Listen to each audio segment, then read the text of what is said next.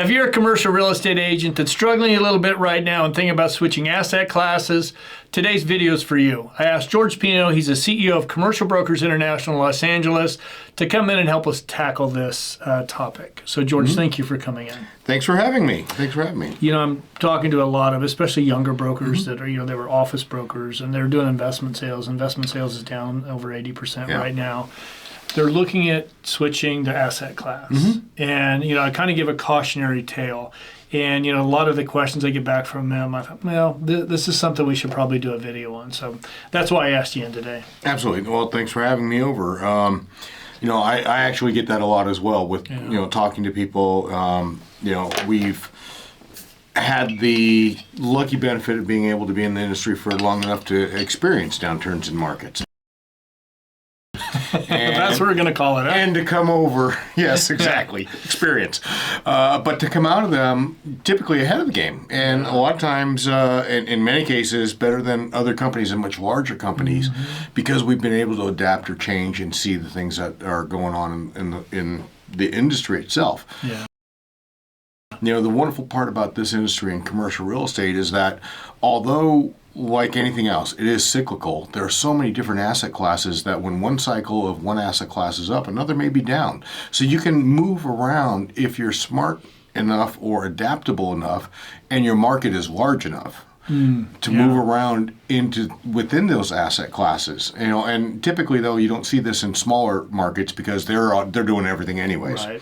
But in the larger markets, like for instance, if you are just doing investment sales, one of the things I always say is that leasing is the foundation of commercial real estate because, if you're doing investment sales, you understand leases already. At least you understand the impact a good lease can make to the value of the property.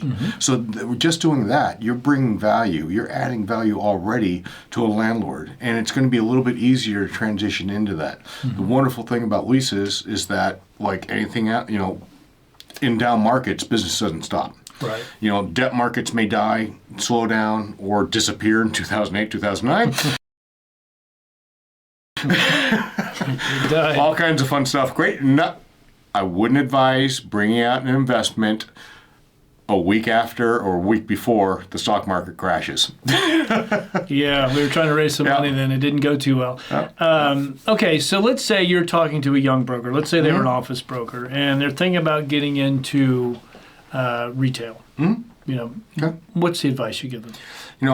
An office broker going into retail, what I would really suggest... That's not a hard transition. It's not that hard of a transition. It's understanding more kind of the different ideology of a tenant base and how then you can then go in. And before anyone does switch any kind of asset class, or even if it's not even switching asset class, but types, whether it's going from investment to leasing, I would suggest that you really do an analysis on the business side of it as well. Just like any other business plan.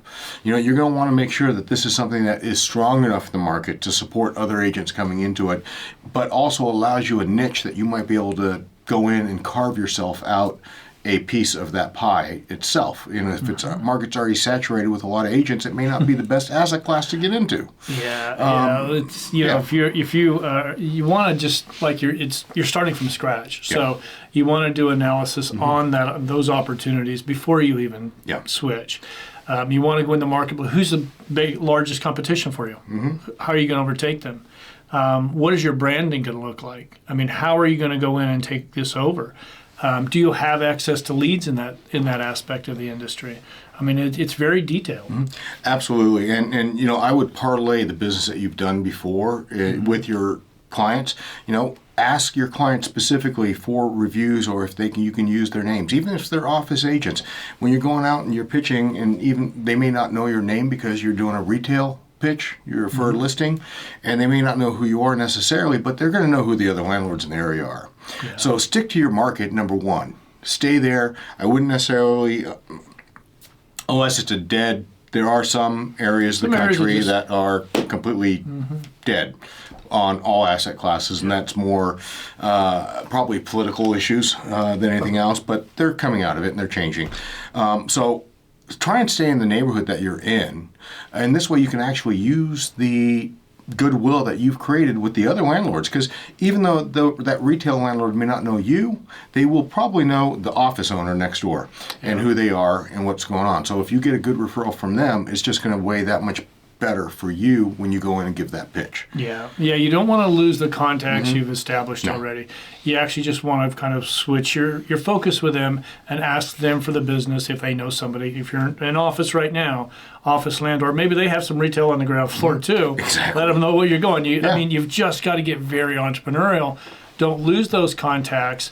Really just pivot to what you're doing. And like George says, if you can get reviews from them, the more you can get yourself out there, the better off you're going to be. And maybe instead of switching asset classes, are you doing enough in the asset class you're in right now? You really have to ask yourself that first. I think that's a really key point that you bring up because, one of the mistakes I've seen, and I'm going to be point blank here, there are a lot of agents out there that just don't do the work. Yeah. Okay. And if you're not doing the work and that's why you're not successful in your asset class, don't blame the market. Because it's going to happen again when you switch asset classes. Talk to yourself, really do it in depth. What have I done in this asset class? Have I done everything I need to do to be able to be successful in it? Or is it just really the market conditions at the time? So, it's a lot of it's just looking in the mirror and self-evaluating on that aspect. But it's also going to give you insight into what you can do and how you can position yourself in other asset classes by knowing what you did in yours. It's funny because when we had the Commercial Real Estate Influencer Summit a week and a half ago, and I've been talking to a lot of brokers prior to that, and they say, oh, yeah, it's really slowing down in my market, trying to figure out what to do. We go to the CREI Summit, which is a group of about 150 commercial real estate agents that use digital marketing to grow their business. I didn't talk to one agent there that said they were slow. They said business is doing well. And so, if you're not doing well right now, instead of switching asset classes, then maybe you just need to do a little self-reflection and go, am I doing my cold calls right? Am I doing my email program? Am I doing digital marketing? Am I writing blogs and getting it out there? Am I getting published? Are you doing all of that? And so, sometimes you got to just step back and look instead of switch, because switching asset classes is a lot of work. Absolutely. And, it's not an instant overnight transition typically. You're really going to have to build that. Now, you do have a step up against new agents coming into that asset class because you have the experience and the knowledge that you're going to bring to it. And most people do understand the difference between an office or retail when it comes to the leasing side. And like I said, if you're on the investment side, you definitely have to understand the leasing as well. So if the investment markets are down, you bring value by understanding how the leases work and what you can do there. So, that type of mentality and thinking, but also thinking outside the box, looking for win-win situations. What's the motivation for the landlord at the time? Is it maybe, we're looking at projections where rent may be coming down. It already has come down, so maybe we can do a blend and extend, and it's a win-win for everybody. So you have a tenant that's paying a higher rent than today's market rent. The landlord's worried that the rent's going to go down to here, but if you blend it out and extend the lease, it's a win-win for everybody, and it's creating business for you. Sure. So, taking those strategies and tactics and understanding what the motivation is between who your clients are, and how you can then best position it to add value. Because I think ultimately that's really what it is. If you want to break into the market, and the fastest way possible is to really highlight how you're going to add value compared to every other agent out there. Yeah, we did a video on that fairly recently, so you can go into the YouTube channel and check it out.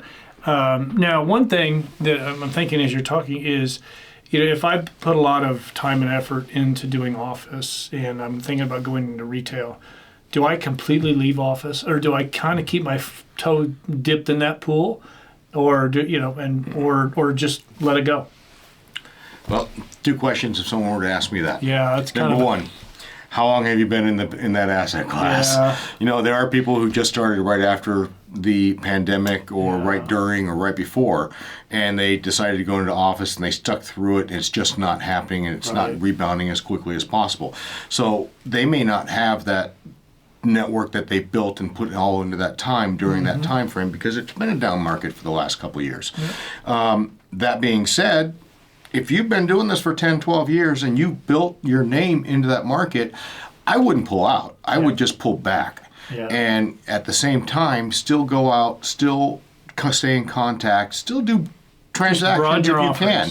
But just broaden it. Instead of spending 99% of your time doing that, cut that back to maybe 20 and then focus the other 80% into the other asset class. Because honestly, you know, if you're spending 20% of your time last year in office leasing, that was probably close, you know, it's equivalent to about 100% of your time that you would have spent a few years back at the height. Yeah, exactly. So, you know, as far as the amount of business that was going on. You know, but I think there's also pockets, if you're in office, since we're talking about it, as an example, that are going to start coming back. Oh, absolutely. Still, they are now. Yeah. Absolutely. And so, I mean, when I was talking to an agent downtown LA, she's on fire. Everything you hear about downtown LA, it's terrible, it's terrible, it's terrible. But there's a portion of, or a good portion of downtown LA that office occupancy is 80+%. Yeah, the Upper Bunker Hill area. Yeah, it's really nice. It's a good area. It's has definitely rebounded. I think the financial district, and especially if you go further south, they're still having difficult times. Primarily due to, again, governmental issues with homelessness, things like that. Yeah. And insurance But you're issues. seeing like San Francisco. But you're seeing it rebounding. What they're doing there is absolutely impressive, and it's going to take a while to get it going again. Yeah. It's not going to happen overnight, but they're making a lot of positive steps. Absolutely, and we're also seeing, of all things, larger leases being done. You know, larger companies coming in, understanding that, you know, this work from home is kind of coming to the end. I mean, we're doing a hybrid a little bit more now. We're seeing them come in 4 days versus the 5 days, some 3 and 2. But, you know, it's the work from home is kind of, the event horizon's almost over. Yeah.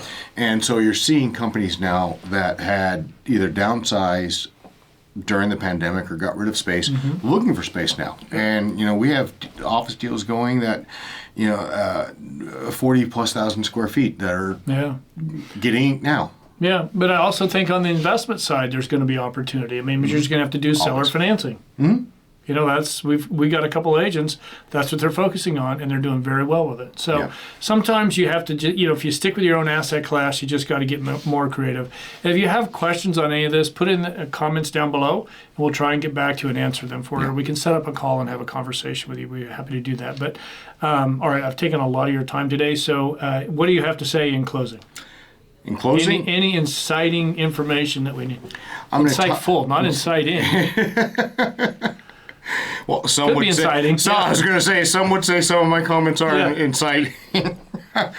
I would actually suggest that, you know, in kind of tying in what you're saying, is that one thing to really take into consideration before changing asset classes or moving is that what does your market look like right now? Although it's slowing down in certain asset classes, generally speaking, a lot of those agents that you're competing against, your competition is already getting out of the business or gone.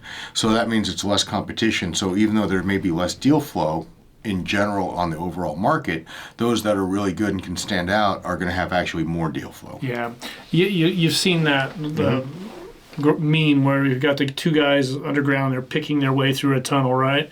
And one guy, they're both almost 3 feet away from the diamond, and one guy quits and goes home, the other one goes through and gets a diamond. Maybe that's you. Maybe you're almost there. George, thank you for coming in today. And for those of you watching, if you could, please give us a like. And if you haven't done so, make sure you subscribe. And again, if you have any questions, put it below.